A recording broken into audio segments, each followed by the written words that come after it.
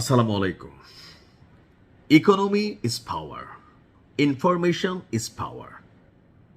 অর্থাৎ অর্থনীতি এবং প্রযুক্তি আজকের দুনিয়ায় পাওয়ার, ক্ষমতা, সব কিছুকে হোল্ড করে। আর এই সব কিছু যাদের ভরপুর আছে, রাষ্ট্রটির নাম কি?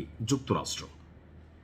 প্রযুক্তিতে যেমন বিশ্বের বাবা, ইকোনমিতেও আমেরিকায় বৈশা প্রতিনিয়ত আমি, আপনি, আমরা এই যে কন্টেন্ট আপলোড করতেছি, এটাও আমেরিকাকে আমরা অর্থনীতি সচল করে দিচ্ছি।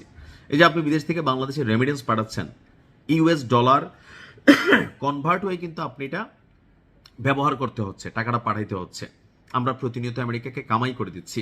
আর এই কামাইয়ের কারণে তারা করে কি, যে যুদ্ধ টুদ্ধ বিভিন্ন কিছুতে বা বিশ্বব্যাংক, এডিবি, এইডিবি, জাতিসংঘ, হিউম্যান রাইটস ওয়াচ বিভিন্ন কিছু বানাইয়া পৃথিবীকে টেকনিক্যালি তারাই সাদা বানায়, তারাই কালো বানায়, কারণ তাদের কাছে টাকা আছে। আর এই টাকার বলে ইরানের সাথে যে যুদ্ধে লিপ্ত হয়েছে, সেই যুদ্ধে এবার ইরান ভিন্ন রকম একটা পদ্ধতি অবলম্বন করছে।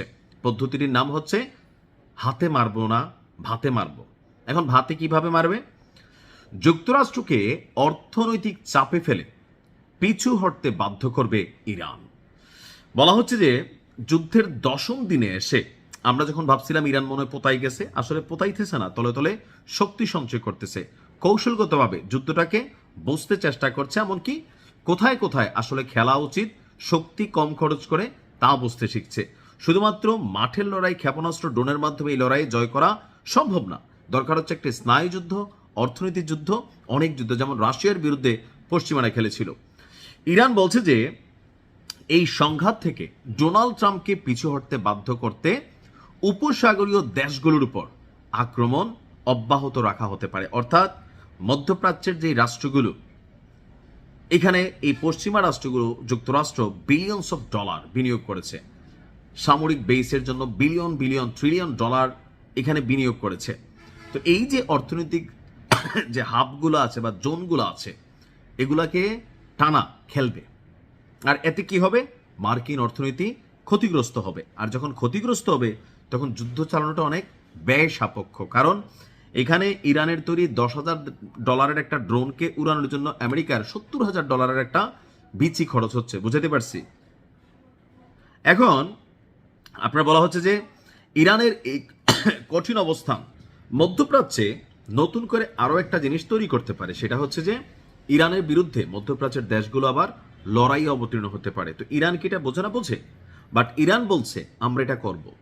ইতিমধ্যেই তুরস্ক ইরানকে হুঁশিয়ারি দিছে, সৌদি আরব ইরানকে হুঁশিয়ারি দিছে, কাতার তাদের ঘাঁটি ব্যবহার করার জন্য পশ্চিমাদের অনুমোদন দিচ্ছে, বাহরাইন তারাও কিন্তু রাজি, দুবাই রাজি। অর্থাৎ মধ্যপ্রাচ্যের রাষ্ট্রগুলো সবাই আপনার কি করছে, যে আস্তে আস্তে ইরানের বিরুদ্ধে নিজেদের অবস্থান প্রকাশ করা শুরু করছে। তো ইরান ভাবতেছে তারা কি থাইমা যাবে? ইরান ভাবতেছে না ভাই, আমরা যদি আমাদের অস্তিত্ব টিকাই রাখতে হয়, তাহলে আমরা আমাদের এই অভিযানগুলোকে চলমান রাখবো, যেন মার্কিন যুক্তরাষ্ট্রের অর্থনৈতিক ক্ষতিটা বাইরে যায়।